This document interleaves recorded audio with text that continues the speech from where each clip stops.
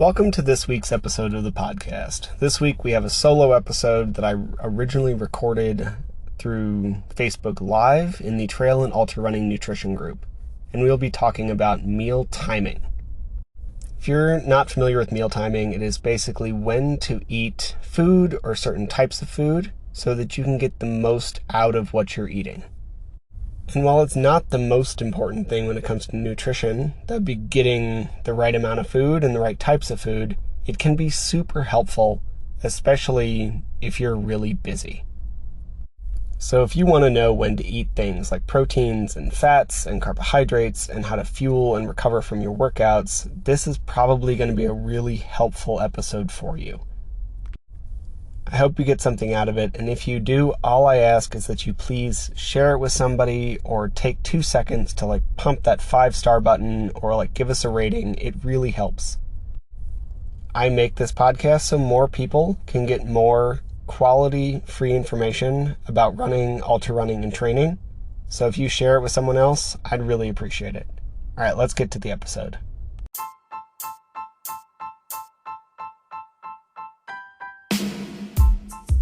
Welcome to the Eat Well, Sleep Great, Run Far podcast. My name is Will Frantz, and I'm here to help you go farther, faster, and longer without injuries, gut problems, or giving up your favorite foods. We are live. So today, definitely want to talk about meal timing for performance. First, I've been having kind of a weird few weeks, and part of that comes down to me struggling pretty off and on for much of my adult life with depression. And I should probably talk about this more. I'm going to be very honest here. It's been a few, rough few months or years. I don't really even know how long, because depression is hard. And it's hard for a bunch of reasons. Not least of which is when I'm depressed, the last thing that I ever want to do is the stuff that makes me less depressed.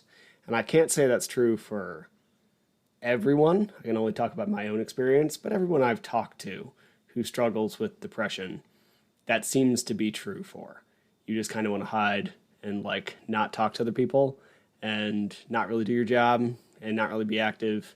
Just kind of want to lay on the floor and wallow in depression a lot of the time.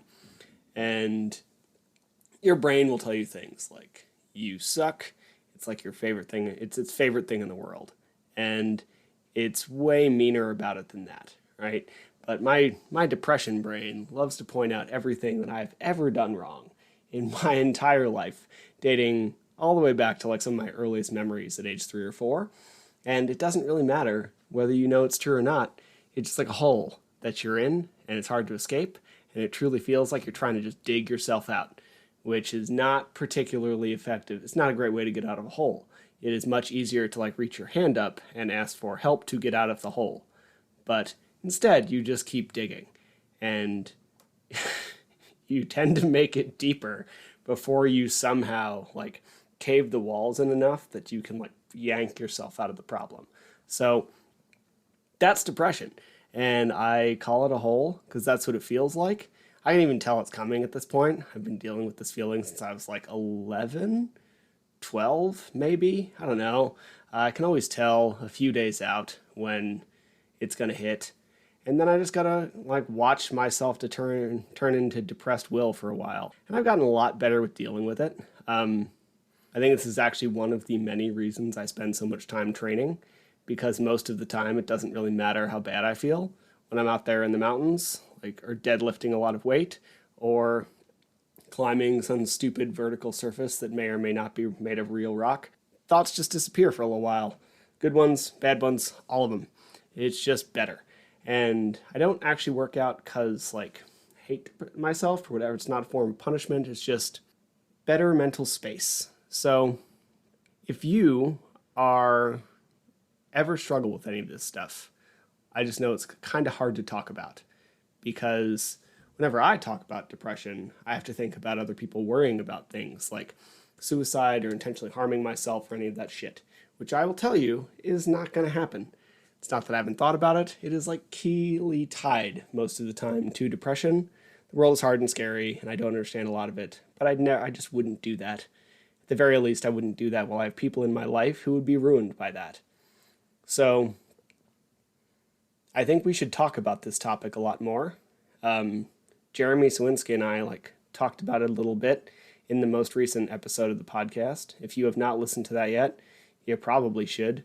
It is one of the better conversations I've had in a while, and we should be more open about mental health stuff, because one of the most insidious things about mental health stuff, including depression and anxiety and all this stuff, is that you just feel lonely all the time. And even when you're surrounded by people, you still feel lonely. It's very isolating. So I don't want to burden other people with having to worry about me, so I just don't talk about it. And I think a lot of people are there, which makes the isolation worse. So if you are struggling with depression, talk to me about it. That is fine. And I'm happy to talk to you about it. I can't say I'll be particularly helpful, and I'm sure as hell not a therapist. But I'll listen to you, for sure. That said, let's talk about meal timing information. First, meal timing is so secondary to overall total calories and macros and nutrition. If you're not eating enough, you will not recover. Full stop. You can have the most perfect eating schedule with the most perfect supplement regimen, with the perfect sleep schedule, and if you are under consuming on basics like calories and macros and micronutrients, you have no chance really of recovering. And it's not rocket science. You can think about it a lot like your car. Imagine calories as your gas in your gas tank. And this will not be a perfect analogy, but bear with me. Imagine your gas gauge doesn't work, which is actually true for a lot of us, because most of us have no idea how many calories we actually need. It doesn't matter if you think your watch tells you. It does not. It changes daily. We can ballpark it, but it's kind of hard. And then we have access to food that completely distorts our signals of hunger. So we're pretty screwed on this front, realistically. So car equals body, gas equals calories, and we have no gas gauge. Now, imagine your car gets 10 miles to the gallon, which mine basically does because I drive a 95 4Runner. It drains gas. So if I'm getting 10 miles to the gallon, and every 11 miles I put in a gallon of gas, it'll run just fine for a while. In fact, a pretty long while. But eventually, I'm going to run out of gas. And I'm just not completely topping it off. So if you're trying to lose 100 pounds of fat, this is actually a pretty great strategy. It's going to be slow and consistent calorie deficit. It won't be exceptionally fast, but you'll get there. You won't suffer too much in the process. You'll actually probably develop some very sustainable habits along the way. But if it is an objectively poor strategy as an athlete, because you're just going to end up digging yourself into the hole. So if I'm going for the next 6 weeks and I'm spending as much time training someone who might get paid for other sports, right? Because I'm coming to a peak before a 50 miler, that peak is probably going to involve a 10-hour training week at some point, 15 maybe, depending how much time I have, all for the privilege of running really far in the desert. And if I'm trying to keep that engine topped off so I can perform like an athlete, and I'm only putting in 10 miles, if I'm only putting in a gallon for every 11 miles I go, it's not going to work. And I'll think it's working for a while, and then all of a sudden the car's going to sputter and die. And the sputtering dying is you getting sidelined due to sickness or injuries. And that is exactly what I did for so many years. I underate, and just a little bit though, and I was injured and sick a lot. So you need to eat enough food. You need to fully top off your gas tank at all times. And that might mean you need to go overboard a little bit. That you have to go until it clicks every time. That food has to be at least halfway decent quality as well. It doesn't have to be perfect. You don't have to put 91 octane in it, but you should put not 70, the one they don't sell because it doesn't work. So on my last long run day, 4,000 calories. And it wasn't all from meat and fruit and vegetables and potatoes. There was pizza involved and some sugar. But I definitely had a few cups of plants in there. and a bunch of fiber and micronutrients and all sorts of stuff. And I know this because I'm tracking my food. Because if I don't eat enough. I don't eat enough protein. I don't eat enough fiber. And I know better, but I just don't get there because I'm an imperfect human with a very complicated, long dietary history. And I can fairly easily put down like 3,000 calories in a meal. And that makes it complicated. I'm still injured a lot less than I used to be. Some of that's because I train more intelligently, but a lot of that comes down to the fact that I'm eating enough and I just have more to pull from. So I'm not getting hurt. And when I did get hurt, I repaired a lot faster than I used to, right? So all of this is to like give part of a large caveat where if you cannot design your perfect meal timing schedule due to some like pretty nitpicky things I'm about to tell you, just get enough food. Like the worst thing you could do would be say, I can't get a post-workout meal directly after a workout, so I'm just not going to eat for 8 to 12 hours. That is the worst reaction to that. And a lot of athletes, a lot of us have this like all or nothing mentality. And it goes very well a lot of the time in training because we push ourselves very hard. We choose to run 100 miles for fun, right? A lot of people listening to this. So when it comes to, and then we take full days off. So when it comes to food, that mentality is going to mess you up if you get really obsessed with things like meal timing. Total food first, eat enough of the right stuff, then eat enough of the right stuff at the right time. Priorities. So let's get into some meal timing stuff. When a lot of people think of meal timing, we'll often talk about intermittent fasting, which is really not what we're talking about today. I'm going to hit it really fast. It means so many different things that it's basically meaningless at this point. I did a form of that when I originally lost a bunch of weight at the age of 21, and it kind of messed me up. I don't have a food off switch. I can eat everything. This was true before the intermittent fast. This was true before like the 1 meal a day diet. I've put pretty easily down 3,000 to 4,000 calories in a sitting with not a lot of issue. And if I can do that before you do like the warrior diet, then it's going to cause further problems. Tell someone that has binging tendencies that this is the way to be healthy, and they're going to double down on it because we just love to feel supported. Now, that's not what we're going to talk about today. We're going to talk about athletic strategies to improve things, okay? Because intermittent fasting is not magic. It's not a great diet for athletes. It is mostly a restrictive diet. No restrictive diet is great for athletes. Caloric restriction can be pretty good for longevity. It is terrible for performance. So let's see what we're talking about in terms of athletically minded meal or nutrient timing. First, how many meals should you eat a day?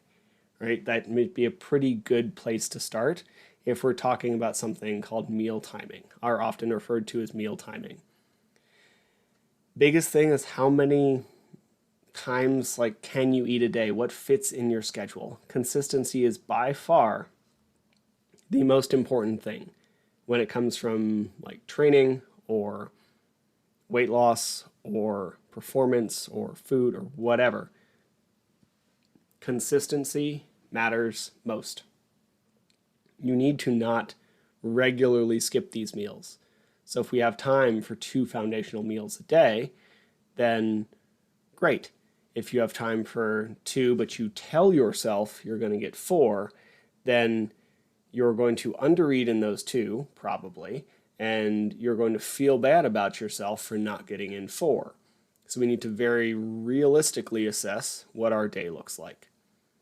We hit a very, fine line as ultra runners. As I was saying, even recreational ultra runners often train as much as some sponsored athletes in other sports. And as such, we need to act like it. I forgot to eat is not a great excuse here. Set an alarm if you need to. Eat different foods. When I drove a snowcat, I operated that thing for 8 to 9 hours straight, only stopping very briefly to pee. And I also never trained in the winters. If I did, I would have had to figure it out. If you can't take a break at work, then you get something portable, like, I don't know, beef jerky, yogurts, anything you can eat with one hand. Somebody I used to know like would pick vegetables out of a lunchbox and some like pre-sliced lunch meat, that kind of stuff. Now, I forgot it's just not really a great answer for an athlete for why why you're not eating food. My boss is a dickhead is like a whole different thing with a very different answer, but at the very least we might need to like make the effort. Pack the food, set the alarms. If your boss is literally like beating you, preventing you from eating, that's more of an issue for like OSHA. This is not the like Triangle Shirtwaist Factory in 1911 where we're locking people in. It's illegal. So as someone who wasn't the best supervisor in my first year as an idiot 28-year-old, I would say talk to people, see what space you have, and at the very least, like just bring some food with you. Eat, like make it work. Now, we also have our food. Once we figured out our meals, we can also add some snacks. Like these are not the only times you need to eat throughout your day, and this is where like some of these portable things might come in handy. But one of our biggest focuses as an athlete should be your food around training. So first, because it comes first in the timeline, would be pre-training. Carbs and maybe some protein. About 90 minutes to an hour and a half before your workout. Really depends what kind of carbs and what kind of workout and all that kind of stuff, right? So it can include some protein, but it's not going to do a whole lot unless you're doing a very long effort. We're talking like 2 hours, which some people listening to this might, watching this might fall into that category. I am going to be falling into that category for the next multiple weeks. So if that's you, then we might look at some protein or 10 to 15 grams of like some BCAAs, because it will help expedite recovery a little bit and will help slow down fatigue. Those are actually different mechanisms, but it helps with both of those. And this is why you will sometimes see BCAAs in endurance products, because they reduce fatigue and mildly expedite recovery. But most of those products do not have enough for them to be useful. You need something like 10 to 15 grams, whereas a lot of these like intra-workout powders will have like 1 to 3. Not nearly enough. So keep that in mind if this is a strategy you want to use. But again, we're looking for about an hour and a half to 2 hours out, some carbohydrates. If you're using something more highly digestible, fine. But if we're looking at like whole foods like oatmeal or fruit or something, it's going to be farther out. Now, what if you train first thing in the morning? The last thing like we should do is wake up even earlier to get food in. If you wake up at 5 to train, waking up at 3 a.m. to get food in so you can train at 5 is insanity. So your dinner becomes the large part of your pre-workout meal. Most of the carbs you ate at dinner will still be in your muscles as glycogen. Your liver glycogen will be depleted, but unless you did a training session after dinner, your muscles will still be good to go. And then if you want to like top something off, then have like a banana or a, honey stinger or a shake or something as you head out the door. A client of mine wakes up at 5 and is running by 5:10 every day. He slams a banana and a honey stinger into his face and gets out the door, and then takes the first 1 to 2 miles pretty easy as warm-up miles, as most of us should anyway, and does fine. And then depending on your training, last part is you might not need it.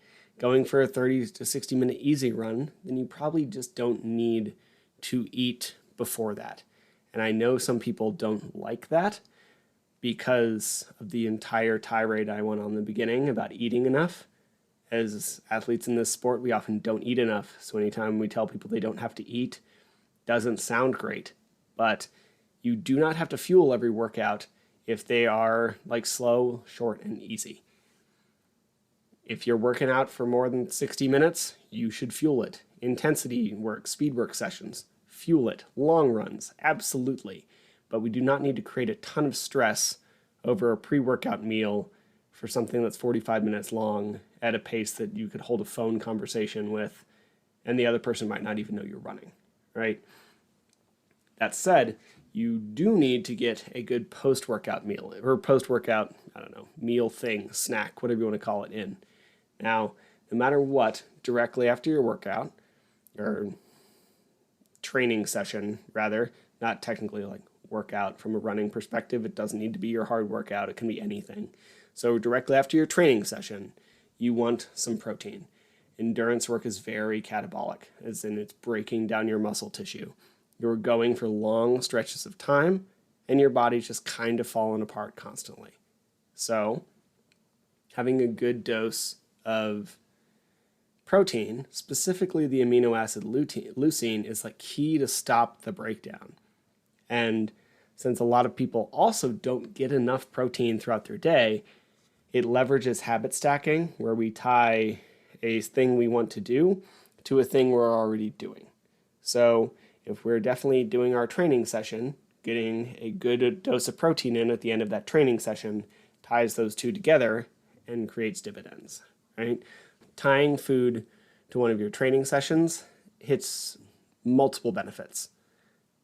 This is doubly important if it's early in your day, because we want a good dose of protein in the morning. But I will get back to that in a minute. For now, immediately post-workout, you also want some carbs. Some of this is for glycogen synthesis, or glycogen resynthesis, the storage of sugar or carbs or glucose or whatever you want to call it into your muscles. And that takes anywhere from 24 to 48 hours. But it is a little bit faster, 1 to 2 hours after your workout. You're also more insulin sensitive. So you get to refuel your muscles without causing some hormonal side effects. Double win. And the other thing is carbs drop cortisol. So if you had a very intense workout or a long workout, whatever's going to like push a bunch of stress on you, your like 5-hour long run is super stressful, even if you enjoyed it. Your like 3 minutes on, 3 minutes off, 5 or 6 hill repeats at VO2 max intensity is super stressful. Even if you like that work, it is stress. So we need to bring it down. We need to regulate our cortisol. Now you could either like take the time to become a Buddhist monk and meditate to such a degree that you can like regulate your heart rate and breathing and blood pressure through meditation, or you can eat a cookie, right? You can have a toast, you have a cookie, you can do whatever. The toast is faster, so I eat the toast. Now, after 60 to 90 minutes after you eat your food, or after you finish your exercise, you want to have a real meal, like a burrito with some eggs, or Greek yogurt with some berries, or oatmeal and a whey protein shake, or a tofu scramble with whatever food, the stuff we eat daily. Now, after workout, let's talk about like dinner or bedtime. Most of us are pretty stressed, like fairly regularly. And if you're kind of a stressed person, nighttime carbohydrates will also help you get ready for bed. They don't just drop your cortisol after exercise, they also drop your cortisol at the end of your day. So while I will hear from some people to front load your carbohydrates, as in eat most of them earlier in your day, there is some validity to that from a like diabetes management and fat loss perspective. But from a athletic perspective and or stressed out human being perspective, pushing them a little more towards dinner tends to help for a couple reasons. A lot of runners train first thing in the morning. We already talked about that. Dinner equals pre-workout meal. And a lot of us are stressed out, and a cup or two of rice with dinner will help calm you down, as long as you don't do dumb things after dinner, like finish your meal and go do a bunch of power cleans or go to a jiu-jitsu class. Carbs are not magic. They don't prevent cortisol from coming back up. They drop it, but you actually have to take the time to relax after they finish. And then finally, we're looking to try and finish dinner at least 2 hours before bed. Because if you're digesting, you're not going to get very much deep sleep. I am awful at this. Objectively, terrible. So take my advice, probably don't do what I do. I'm working on it. It is an effort I make, but the worst part of all of this for me is definitely this. I eat way too close to bed. Now that we're done with exercise timing, let's talk a little bit specifically about protein. I take a very important note to protein in your diet. This is true for everybody. This is true doubly for athletes, but most people should take I think we should take an idea from Dr. Gabrielle Lyon and call it like muscle-centric medicine. No elderly person has ever wanted less muscle mass. Most people over the age of 65, 70, they fall and break a hip. Over half of those breaks lead to death within less than a year. We want to maintain muscle mass. And just like a lot of us know that, cardio exercise is going to have a bunch of muscle mass for when we get older. And this doesn't mean you need to be loaded with muscle when you're younger, but it will atrophy. So if we have a little more when we're younger and then we try to maintain that, we will do better. So this is not just an athletic thing, this is also a health thing. Now, let me also say some of the stuff I'm about to talk about does not apply to children. Right? They have so much growth potential that it just doesn't matter. This is an adult thing, especially when it comes to the serving size thing, which we'll get to in a second. So there are multiple ways to view protein, and it doesn't have to be that complicated. First, you realistically need more than what the recommended dietary allowance is, especially as an athlete.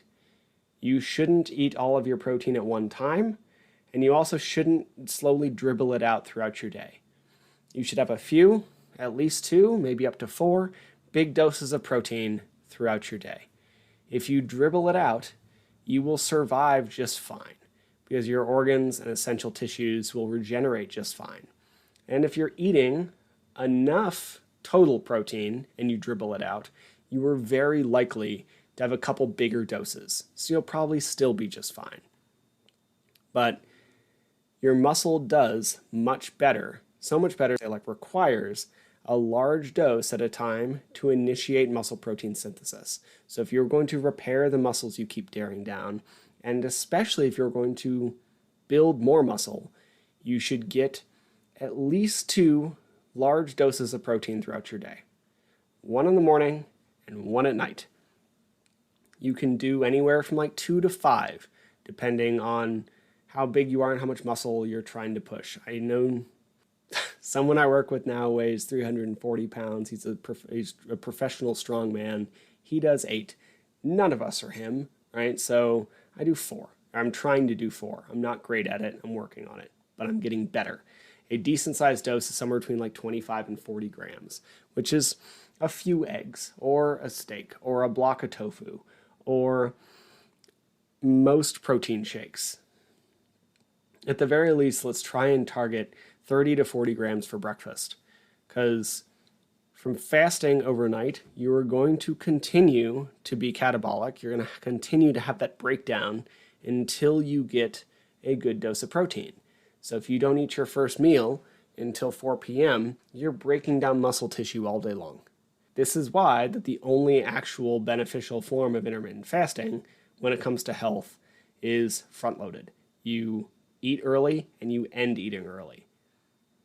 Otherwise, it is just caloric restriction by any other name, right? So we're looking for a good dose of protein early in the day. And if we can get another good dose of protein, call it 40 grams at night, then we put 20 or whatever we need in the middle of the day and it'll be fine. I am currently trying to get 4 40-gram portions evenly spread throughout my day. I have a bunch of muscle mass. I'm trying to keep it. I'd like to get more eventually, but it's not really a priority right now. I'm trying to get better at running, but I definitely don't want to drop off. So I target somewhere around 150 grams a day because I weigh 180 pounds. I could do that in some smaller in some bigger doses, but that gets tedious on the digestive system. That is what I've done forever. So I'm trying to evenly split it up. Your muscles don't do well at synthesizing more than 50 to 60 grams at a time. You'll digest it, it will go towards your organs, it will do its job to keep you alive. It won't necessarily do as well for muscle building. So we should at least keep doses smaller than that. So like with my, binge eating tendencies and 1 meal a day background, it is actually the primary thing I'm working on at the moment from a dietary perspective. Doses of protein evenly spread out throughout my day. Because at the very least, like even if you can digest a bunch of protein at one time, it is far from optimal. Protein gets through your stomach pretty quickly. It takes a while to get through the rest of your digestive tract. So if you're spending all night like trying to push 150 grams of protein through your digestive tract, you're not going to sleep very well.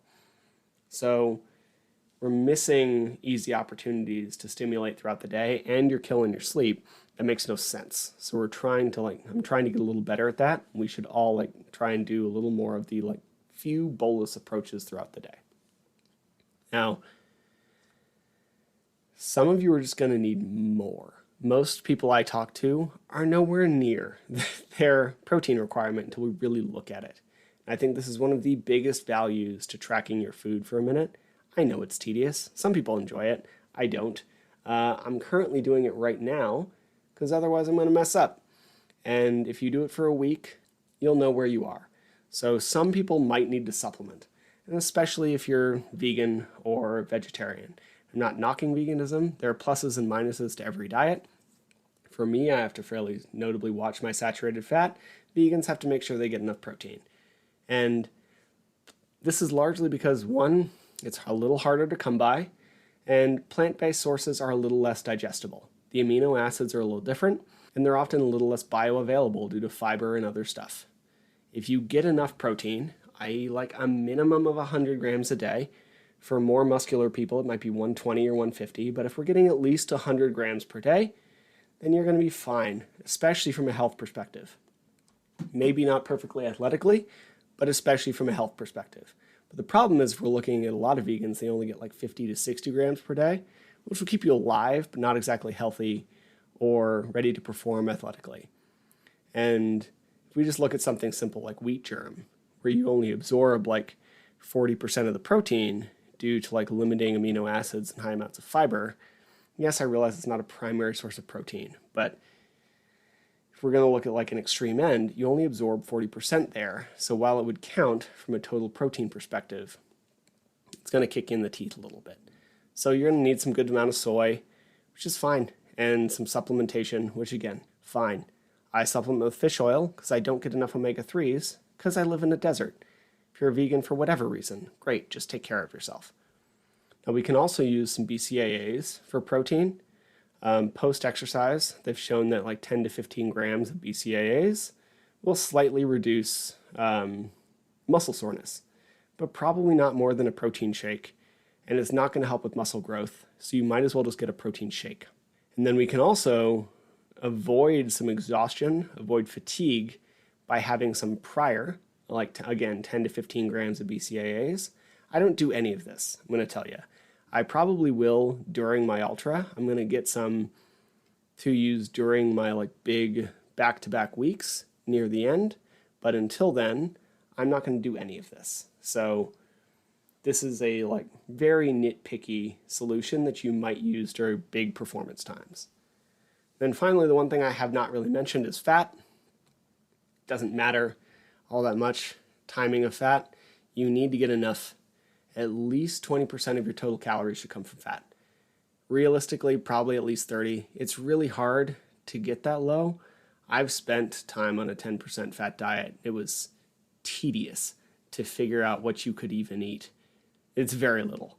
And unless you're intentionally avoiding fat, eating nothing but tilapia and vegetables and never adding oil to your food, even morning oatmeal usually has 5 grams in it. So the leanest steak you'll eat has some fat in it. So just as long as you don't go extremely out of your way to limit fats, not buying everything low-fat dressing and cutting everything off, then you're probably going to be okay. Big thing with fat when it comes to timing is not directly before exercise, especially intense exercise. It sits in your stomach, it slows down digestion, it slows gastric emptying, you're not going to get glucose into your bloodstream as quickly. It will cause you problems. If you're moving slowly enough, if you're walking for a while, or you're in this ladder stage of a race where fat oxidation is increased and you're kind of at a trot because your muscles hurt, then you might even be able to have some like pizza or bacon. If you're very fit, you can probably eat whatever you want during an ultra.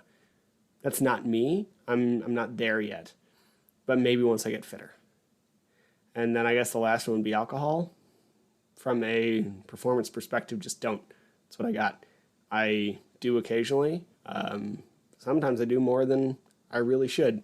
Lately, I've been a lot better about that. But from a performance perspective, none is the answer from meal timing on alcohol.